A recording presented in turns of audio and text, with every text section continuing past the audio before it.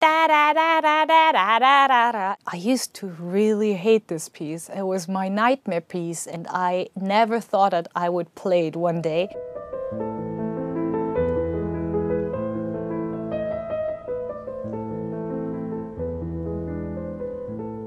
When you start learning the piano, then of course it's one of the most popular pieces, but also it is so much misused as a ringtone.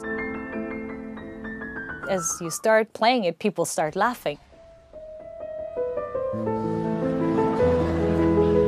And then you hear kind of this moment where they realize that there are other melodies in the piece they don't know.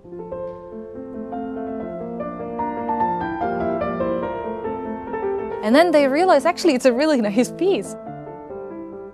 I remember sitting down at the piano and trying it out, and then it was such a beautiful piece. Of course it is a beautiful piece because Beethoven has written it, but somehow we're used to hear it in such a,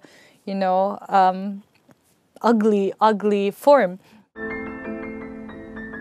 The biggest problem in playing for Élise, not only as an adult, but also as a child, I think, is already in the very, very beginning. Most of the people would start playing da da da da da da da da, but it doesn't start like da da da da da da da da. It goes like ya da da da da da da da da da, and this gesture already changes so much. Musical gesture is very often something that's underestimated. When I started learning the piano, it was something that was not taken care of, and if maybe my teacher back then would have taught me a little bit more about musical gesture, I would have loved that piece.